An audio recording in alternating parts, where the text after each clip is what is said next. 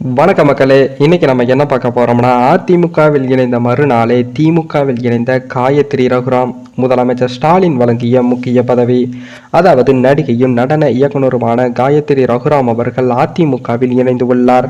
அவர் அதிமுகவில் இணைந்த மறுநாளே தற்போது திமுகவில் இணைந்து உள்ளதாகவும் தகவல்கள் வெளியாகி உள்ளது.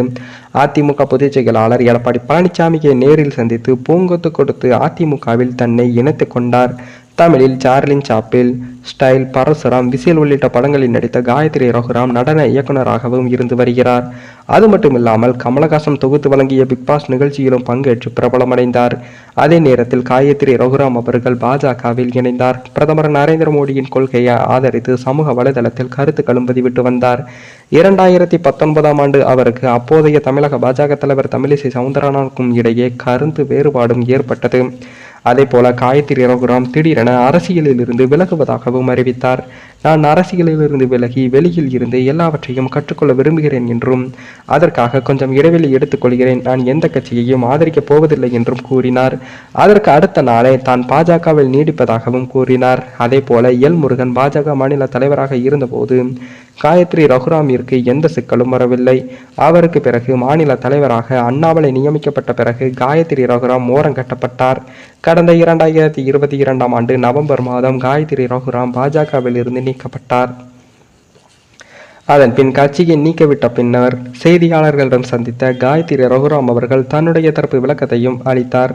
கட்சியில் இணைந்த நாளில் இருந்தே பலருக்கும் அவர் உதவி செய்திருக்கிறார். வெளிநாட்டில் சிக்கி தவித்த பல தமிழர்களை மீட்டு கொண்டு வந்திருக்கிறேன். என்னுடைய சொந்த செலவில் நான் பலருக்கு உதவி செய்திருக்கிறேன் என்றும் நான் கடந்த 8 ஆண்டு காலமாக கடன் வாங்கி உதவி செய்திருக்கிறேன். கட்சிக்கு களங்கம் விளைவித்ததாக கூறி என்னை பாஜகவை விட்டு நீக்கியது வருத்தத்தையும் மன அழுத்தத்தையும் ஏற்படுத்தியுள்ளது என்றும் கூறினார். அதேபோல் பாஜகவிலிருந்து நீக்கப்பட்ட பிறகு தொடர்ச்சியாக கடந்த ஓராண்டு காலமாக பாஜக மாநில தலைவர் அண்ணாமலையை பற்றி விமர்சனம் செய்து வந்தார். இந்த நிலையில்தான் திடீரென திருமாவளவனை சந்தித்து வாழ்த்து கூறினார். அவர் வேறு அரசியல் கட்சியில் இணைய வாய்ப்பிருப்பதாக தகவல்கள் வெளியான நிலையில் திடீரென தற்போது அதிமுக பொதுச் செயலாளர் எடப்பாடி பழனிசாமியை சந்தித்து பூங்கொத்து கொடுத்து வாழ்த்து கூறியதுடன் அதிமுகவில் தன்னை இணைத்துக் கொண்டு உள்ளார். மேலும் காயத்ரி ரகுராம் அவர்கள் தற்போது அதிமுகவில் இணைந்துள்ள இந்த நிலையில்தான் அவர் தற்போது அதிமுகவில் இணைந்த மறுநாளே தற்போது அவர் அதிமுகவில் இருந்து விலகி திமுகவில் இணைய முடிவெடுத்துள்ளதாகவும் தகவல்கள் வெளியாகி உள்ளது.